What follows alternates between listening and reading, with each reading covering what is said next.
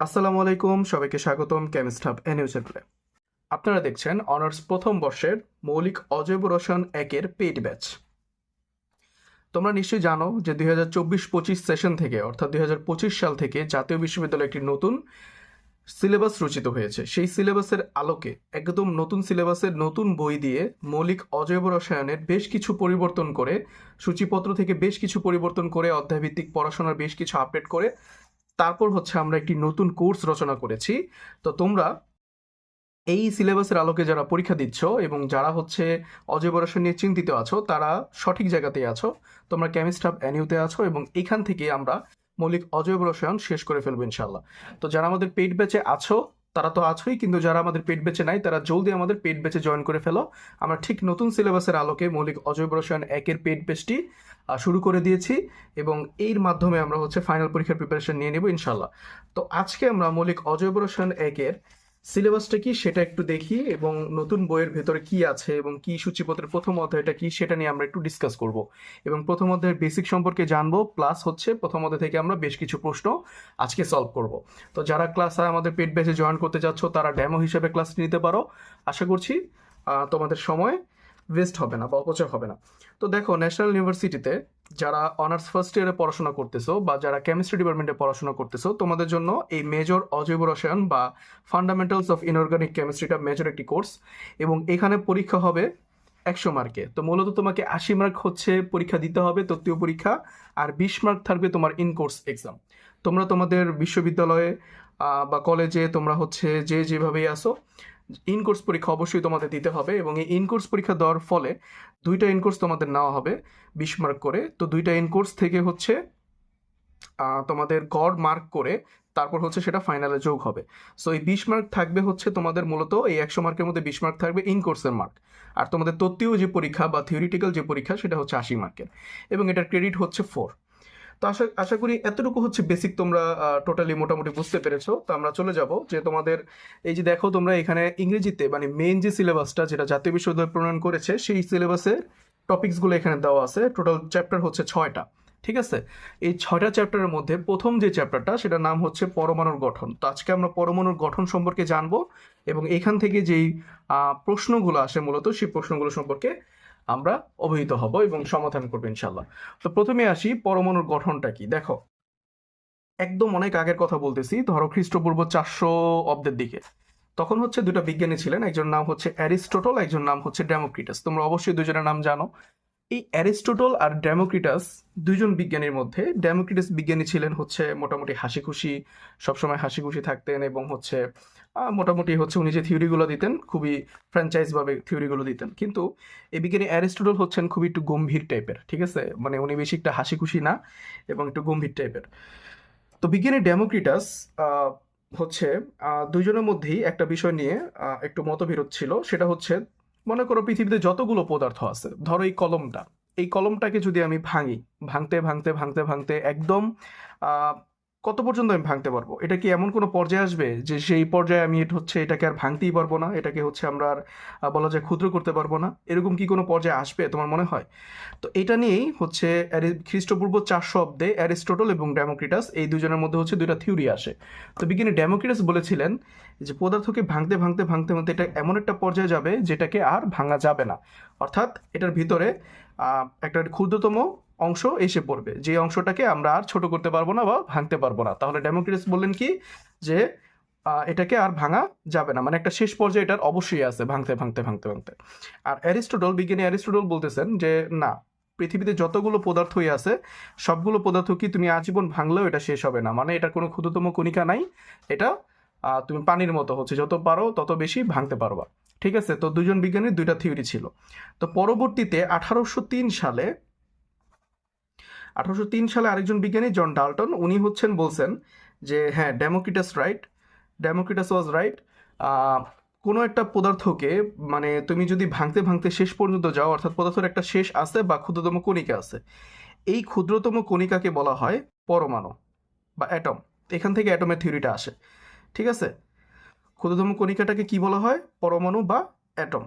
কিন্তু পরমাণুর ভিতরে যে মৌলিক কণিকাগুলো আছে সেইগুলো সম্পর্কে উনি ধারণা দিতে পারেন নাই। উনি জাস্ট বলছেন যে প্রত্যেকটা পদার্থ, পৃথিবীতে যে কোনো পদার্থই হোক, প্রত্যেকটা পদার্থের একটা ক্ষুদ্রতম কণিকা থাকে যার নাম হচ্ছে কি অ্যাটম। এই অ্যাটমটাকে আমরা মানে অ্যাটম পর্যন্ত আমরা ভাঙতে পারবো, এরপরে আর ভাঙতে পারবো না, অর্থাৎ পদার্থের এন্ডিং আছে। বাট অ্যারিস্টটলের জিনিসটা, থিওরিটা হচ্ছে রং হয়ে গেল এখন, ঠিক আছে। তো এরপরে হচ্ছে জন ডাল্টনের পরে বিজ্ঞানী রাদারফোর্ড, উনি আর একটা থিওরি দিয়েছেন যে প্রত্যেকটা পরমাণুর ক্ষুদ্রতম কণিকা বা অ্যাটমটা তিনটা ভাগে ভাগ করা যায়, ঠিক আছে। কি কি? ইলেকট্রন, প্রোটন এবং নিউট্রন। অর্থাৎ তুমি যখন কোনো কণিকাকে বা অ্যাটমকে, পরমাণুটাকে তুমি যখন ভাঙবা তখন তিনটা স্থায়ী কণিকা পাবা।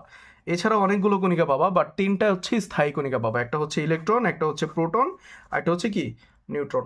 এই তিনটা কণিকা তুমি হচ্ছে কি করতে পারবা, স্থায়ীভাবে পাবা। এখন কথা হচ্ছে এই কণিকাগুলা কিভাবে আছে, কোনটা কার উপর আছে। তো রাদারফোর্ড বিজ্ঞানী হচ্ছেন, উনি আমাদের থিওরি দিচ্ছেন যে প্রোটনটা থাকে হচ্ছে মাঝখানে, এবং এটার আশেপাশে যে থিওরি ইয়াগুলো আছে, কণিকাগুলো আছে, মানে প্রোটন আর নিউট্রনটা থাকবে মাঝখানে ঠিক নিউক্লিয়াসে, এবং এর আশেপাশে হচ্ছে ইলেকট্রনগুলো ঘুরে বেড়াবে, যেমন সূর্যকে কেন্দ্র করে চারিদিকে যে গ্রহ নক্ষত্রগুলো ঘুরে বেড়ায়, ঠিক আছে। এই যে উনি যেই থিওরিটা দিয়েছিলেন সৌরজগৎ থিওরি, ঠিক আছে, সোলার সিস্টেম থিওরি, যেই থিওরিটা দিয়েছিলেন এটা হচ্ছে বিজ্ঞানী রাদারফোর্ড ছিলেন, এবং উনি এই কথাটা বলছিলেন যে পরমাণুর কেন্দ্রে থাকে হচ্ছে প্রোটন এবং নিউট্রন, এবং এর আশেপাশে ইলেকট্রনগুলো কি করে, ঘুরে বেড়ায় সূর্যের চারদিকে, পৃথিবীর তারপর হচ্ছে অন্যান্য গ্রহ যেভাবে ঘুরে বেড়ায় ঠিক সেভাবে ঘুরে বেড়ায়। এরপর রাদারফোর্ডের পরে বিজ্ঞানী বোর আরেকটা থিওরি দিয়েছেন, বলছেন যে হ্যাঁ ঠিক আছে, রাদারফোর্ডের কথা ঠিক আছে যে পদার্থের বা পরমাণুর যেই নিউক্লিয়াস আছে এটা চারপাশে ইলেকট্রন প্রোটন ঘুরে বেড়াচ্ছে, নিউট্রন ইলেকট্রনগুলো ঘুরে বেড়াচ্ছে, ঠিক আছে। কিন্তু এগুলো অবশ্যই একটা নির্দিষ্ট কক্ষপথে ঘুরে বেড়াচ্ছে, ঠিক আছে। অর্থাৎ তাদের একটা নির্দিষ্ট কক্ষপথ আছে, কক্ষপথের বাইরে তারা যেতে পারে না। অর্থাৎ ধরো এইভাবে এইভাবে এইভাবে কিন্তু কেউ ঘুরতেছে না, সবাই হচ্ছে একটা নির্দিষ্ট রাস্তায় বা নির্দিষ্ট কক্ষপথে কি তারা ঘুরে বেড়াচ্ছে। এই থিওরিটা দিয়েছিলেন হচ্ছে বিজ্ঞানী বোর।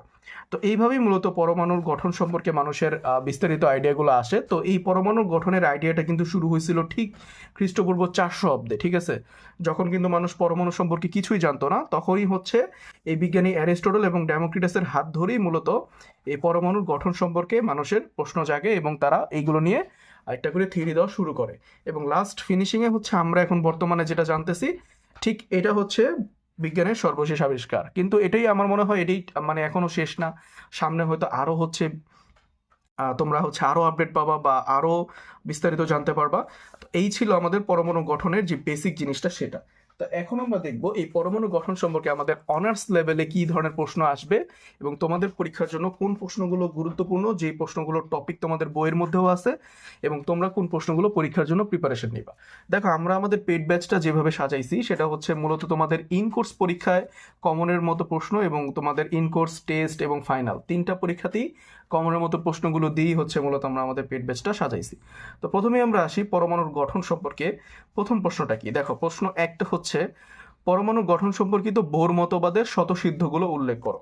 অর্থাৎ এই যে আমি একটু আগে পড়লাম যে পরমাণু গঠন সম্পর্কে বিজ্ঞানী বোর অনেকগুলো থিওরি দিয়েছেন বা অনেকগুলো স্বতঃসিদ্ধ দিয়েছেন, সেই স্বতঃসিদ্ধগুলো কি কি সেগুলো নিয়ে এখন আমরা আলোচনা করব। ওকে, তো আমরা চলে যাচ্ছি বোর তত্ত্বের স্বীকার্যগুলো সম্পর্কে। এটা আমরা বুঝে বুঝে পড়বো, তাহলে হচ্ছে আমাদের কিন্তু এই থিওরিগুলো বা স্বীকার্যগুলো এগুলো কিন্তু মুখস্থ করা লাগবে, ঠিক আছে। সোজা বাংলা কথায় কি, এগুলো আমাদের মুখস্থ করা লাগবে। তবে আমরা বুঝে বুঝে যদি মুখস্থ করি তাহলে আমাদের মনে রাখতে সহজ হবে, এবং আমাদের পরীক্ষার মধ্যে বেশি একটা চাপ পড়বে না। সো বোরের তত্ত্বের স্বীকার্যগুলো কি, দেখো নিউক্লিয়াসের চারদিকে ইলেকট্রনগুলো নির্দিষ্ট বৃত্তাকার পথে ঘুরে, ঠিক আছে। বিজ্ঞানী বোর কি বলছেন যে নিউক্লিয়াসের চারদিকে ইলেকট্রনগুলো নির্দিষ্ট বৃত্তাকার পথে ঘুরে, এই পথগুলোকে কক্ষ বলা হয়। এই কক্ষে ঘুরবার সময় ইলেকট্রনগুলো কোনো রূপ শক্তি ক্ষয় হয় না, এই জন্য এই কক্ষগুলো স্থায়ী কক্ষ বলে। অর্থাৎ বিজ্ঞানী বোর বলতেছেন যে ইলেকট্রনগুলো নিউক্লিয়াসের চারদিকে ঘুরতেছে, একটা নির্দিষ্ট কক্ষে ঘুরতেছে, এবং কক্ষে ঘোরার সময় তার কি হচ্ছে না, কোনো রূপ শক্তি ক্ষয় হচ্ছে না, তাই এই কক্ষগুলোকে স্থায়ী কক্ষ বলতেছে। এই স্থায়ী কক্ষে ঘুরবার সময় ইলেকট্রনের কৌণিক ভরবেগ হয় h/2π এর সরল গুণিতক, ঠিক আছে। তো আমরা এখন দেখতেছি যে কৌণিক ভরবেগের সূত্রটা কি, কৌণিক ভরবেগের সূত্রটা হচ্ছে mvr সমান সমান nh/2π। দেখো এই ইলেকট্রনের কৌণিক ভরবেগ জিনিসটা আসলে কি, এই যে ইলেকট্রনটা যে ঘুরতেছে আমরা জানি যে গোল করে কোনো একটা জিনিস ঘুরলে এর একটা কৌণিক ভরবেগ থাকে, ঠিক আছে, এর একটা কৌণিক ভরবেগ থাকে। সেই কৌণিক ভরবেগটা নিয়ে হচ্ছে বিজ্ঞানী বোর আলোচনা করেছেন এবং তিনি একটা সূত্র উপপাদন করেছেন, সেটা হচ্ছে mvr সমান সমান nh/2 পাই। এখন আমরা দেখব এখানে কোনটা দিয়ে আসলে কি বোঝায়। এখানে n হচ্ছে মূলত n এর বিভিন্ন মান থাকবে, যেমন 1 হতে পারে, 2 হতে পারে, 3 হতে পারে, এটা কক্ষপথ অনুযায়ী n এর মানটা চেঞ্জ হবে। আর এখানে আমরা দেখব যে m দিয়ে আসলে কি বোঝায়। mটা হচ্ছে ইলেকট্রনের ভর, ভিটা হচ্ছে ইলেকট্রনের গতিবেগ, আর হচ্ছে কক্ষের ব্যাসার্ধ, আর এইচ হচ্ছে প্লাঙ্কের ধ্রুবক। ঠিক আছে, প্লাঙ্কের ধ্রুবকটা আমরা জানি ফিক্সড মান, এন এর মানটা হচ্ছে প্রশ্নে দেওয়া থাকে, আর 2 পাই তো ফিক্সড মানই। সো এইভাবেই হচ্ছে আমরা মূলত mvr সমান nh/2 পাই সূত্রের মাধ্যমে আমরা বিভিন্ন ইলেকট্রনের কৌণিক ভরবেগটা বের করতে পারি। ধরো তোমার কাছে মন চাইলো যে আমি 3 নাম্বার কক্ষপথের ইলেকট্রনের কৌণিক ভরবেগ বের করব, তখন তুমি এখানে n এর মানটা শুধু 3 বসায় দিবা, তারপরে হচ্ছে কৌণিক ভরবেগ বের হয়ে যাবে। এখন কথা হচ্ছে এই সূত্রটা আমরা কার মাধ্যমে পেলাম, তাহলে বিজ্ঞানী বোরের মাধ্যমে পেলাম। 2 নম্বর পয়েন্ট হচ্ছে বা স্বতঃসিদ্ধ হচ্ছে, যখন ইলেকট্রন এক কক্ষ থেকে লাফিয়ে অন্য কক্ষে স্থানান্তরিত হয় কেবলমাত্র তখনই শক্তির শোষণ বা বর্জন হয়। অর্থাৎ যখন সে কক্ষপথে ঘুরতেছে তখন তার কোনো শক্তির ক্ষয় হচ্ছে না, কিন্তু যখন সে লাফ দিয়ে এক কক্ষ থেকে অন্য কক্ষে যাবে, ধরো সে যদি উপর থেকে মানে 3 নম্বর কক্ষপথ থেকে 2 নম্বর কক্ষপথে আসে, তখন শক্তির শোষণ হবে, মনে করো হচ্ছে শক্তির বর্জন হবে। আবার যখন সে 2 নম্বর থেকে 3 নম্বর যাবে তখন কি হবে, শক্তির শোষণ হবে। সো লাফ দিয়ে যাওয়ার সময় শক্তির শোষণ বা বর্জন হয়, এবং এই শোষিত বা বর্জিত শক্তির পরিমাণটা যখন আমরা বের করতে যাব তখন কক্ষ দুটির পার্থক্য আমাদের বের করতে হবে। অর্থাৎ ধরো এই 2 নম্বর থেকে 3 নম্বরে গেল অথবা 3 নম্বর থেকে 2 নম্বর আসলো, এটা যদি আমরা বের করতে চাই তাহলে কক্ষপথ দুইটার পার্থক্যই হচ্ছে শোষিত বা বর্জিত শক্তির পরিমাণ। সো আমরা যদি শোষিত বা বর্জিত শক্তির পরিমাণটাকে এইচ মিউ ধরি, তাহলে সূত্রটা কি আসবে, E2 - E1। অর্থাৎ ধরো সে এই কক্ষপথ থেকে এই কক্ষপথে গেছে, তাহলে এটা হচ্ছে E1, এটা হচ্ছে E2। E2 থেকে E1টা বাদ দিলেই, বড়টা থেকে ছোটটা মাইনাস করলেই হচ্ছে এইচ মিউ বা শোষিত বা বর্জিত শক্তির পরিমাণটা বের হয়ে যাবে। ঠিক আছে, তো এখানে মিউ হচ্ছে শোষিত বা বিকিরিত আলোর কম্পাঙ্ক, আর এইচ হচ্ছে প্লাঙ্কের ধ্রুবক। ওকে, এরপরে আমরা দ্বিতীয় প্রশ্নে চলে যাচ্ছি। আমাদের এই চ্যাপ্টারের দ্বিতীয় প্রশ্নটি একটা সমীকরণ বা ম্যাথ বলা যায়। দেখো, হাইড্রোজেন পরমাণুর n তম শক্তি স্তরে, প্রশ্নটা আমি আরেকবার পড়তেছি, দেখো, হাইড্রোজেন পরমাণুর n তম শক্তি স্তরে ইলেকট্রনের শক্তি ও ব্যাসার্ধের রাশিমালা প্রতিপাদন করো। Very very important question. Hydrogen পরমাণুর n তম শক্তি স্তরের ক্ষেত্রে দেখো, আমি তোমাদের n তমটা শেখাচ্ছি কেন, তোমাদের এখানে হাইড্রোজেন পরমাণুর 4র্থ শক্তি স্তর বলতে পারে, হাইড্রোজেন পরমাণুর 5ম শক্তি স্তর বলতে পারে, 3 নম্বর শক্তি স্তর বলতে পারে, 2 নম্বর শক্তি স্তর বলতে পারে। যদিও হাইড্রোজেন পরমাণুর শক্তি স্তর তুমি যদি হিসাব করতে যাও, যেমন আমরা দেখছি যে প্রত্যেকটা পরমাণুর বা প্রত্যেকটা পদার্থের কি থাকে, পরমাণু থাকে। ধরো এই পেন্সিলের পরমাণু হচ্ছে পেন্সিল, ঠিক আছে, হাইড্রোজেনের পরমাণু হচ্ছে হাইড্রোজেন, হিলিয়ামের পরমাণু হচ্ছে হিলিয়াম। সো আমরা হাইড্রোজেন পরমাণুর n তম শক্তি স্তরেরটা বের করে তোমরা চাইলে 2, 3, 4 যত ইচ্ছা তত বের করতে পারবে। আমরা মূলত একটা মানে মেইন যে পয়েন্টটা সেটা শিখে ফেলছি। তো হাইড্রোজেন পরমাণুর প্রথম কক্ষপথের ইলেকট্রন শক্তি নির্ণয়ের জন্য একটা সমীকরণ নিচে দেওয়া হলো, আমরা প্রথমটা দিয়ে হিসাব করে ফেলি। হাইড্রোজেন পরমাণু ও n তম কক্ষে ঘূর্ণায়মান ইলেকট্রনকে নিম্নরূপ চিত্রে প্রকাশ করা যায়। এই যে মনে করো হাইড্রোজেন পরমাণুর মধ্যে হচ্ছে একটা ইলেকট্রন ঘুরতেছে, এই যে ইলেকট্রনটা ঘুরতেছে, এই রাস্তাটা ধরো ইলেকট্রনের ঘুরতেছে। তো এখন ধরি ইলেকট্রনের ভর হচ্ছে m, গতিবেগ হচ্ছে v, এবং n তম কক্ষের ব্যাসার্ধ r, এখানে ঘূর্ণনের শর্ত। তো দেখো এই এম ভি আর আমরা পেয়ে গেলাম, এনও আমরা পেয়ে গেলাম। তাহলে এখানে আমাদের ঘূর্ণনের শর্ত হইতে হইলে আমাদের 2টা পয়েন্ট লাগবে। একটা পয়েন্ট হচ্ছে কুলম্ব আকর্ষণ লাগবে, আর 2 নম্বর পয়েন্ট হচ্ছে কৌণিক ভরবেগ লাগবে। তো কুলম্ব আকর্ষণ সমান আমরা জানি অপকেন্দ্রিক বল, এটা আমাদের মুখস্থ রাখতে হবে। কুলম্ব আকর্ষণ সমান কি, অপকেন্দ্রিক বল। কুলম্ব আকর্ষণকে আমরা বলি E²/r², আর অপকেন্দ্রিক বলটাকে আমরা বলি mv²/r। এটাকে আমরা 1 নং সমীকরণ ধরে নিলাম। এবার 2 নম্বর সমীকরণে যখন আমরা আসবো তখন হচ্ছে ইলেকট্রনের কৌণিক ভরবেগটা নিয়ে আলোচনা করতেছি। তো ইলেকট্রনের কৌণিক ভরবেগ হচ্ছে আমরা একটু আগে দেখছি mvr সমান nh/2 পাই, এটাকে আমরা 2 নং সমীকরণ ধরলাম। এখন এই 1 নং সমীকরণ থেকে আমরা যদি একটু খেয়াল করি, এই E²/r আর এখানে mv²/r আছে, এই 1 নংটাকে 2 নংটাকে যদি আমরা একটু কম্পেয়ার করি, দেখো তো আমরা কি এখানে এই v² সমান E²/mr লিখতে পারি না? এই দুটাকে যদি কম্পেয়ার করি, এই দুটোকে কম্পেয়ার করলে কি আসবে, v² সমান সমান কি E²/mr। ওকে, বা আমরা যদি সহজ ভাষায় বলতে চাই, এইটাই যদি আমরা কোনাকুনি গুণ করি, হ্যাঁ, আমাদের যে 1 নং সমীকরণ ছিল এটাকে যদি আমরা কোনাকুনি গুণ করি তাহলে কি আসে? স্কোয়ার সমান স্কোয়ার ইন্টু আর গুণ হয়ে যাবে, আর স্কোয়ার আর এম ভি স্কোয়ার গুণ হয়ে যাবে। দেন এখান থেকে যদি আমরা এই ভি স্কোয়ারটাকে রেখে বাদ বাকি যা আছে সব এই পাশে পাঠাই, অর্থাৎ যদি আমি একটু খাতার মধ্যে তোমাদের দেখাই, আমাদের সমীকরণটা কি ছিল? ই স্কোয়ার বাই আর সমান সমান কি? এম ভি স্কোয়ার বাই আর। ঠিক আছে, তো এইখানে এটা স্কোয়ার হবে। তা আমরা যদি কোনাকুনি গুণ করি তাহলে কি আসে? ই স্কোয়ার আর গুণ হলে ই স্কোয়ার আর, আর এই এম ভি স্কোয়ার আর আর স্কোয়ার গুণ হলে কি হবে? M V square R square. এবার আমরা এই ভি স্কোয়ারটাকে রেখে এম আর স্কোয়ারটাকে এই পাশে পাঠাই, তাহলে কি আসলো? ই স্কোয়ার আর উপরে থাকলো আর এম আর স্কোয়ার নিচে থাকলো। এবার আমরা এই ভি স্কোয়ারটাকে এই পাশে লিখি, এবার ঘুরে লিখি ভি স্কোয়ারটা এই পাশে, ই স্কোয়ার আর আর এম আর স্কোয়ার এখানে লিখি। এবার দেখো তো তুমি কি পাচ্ছ?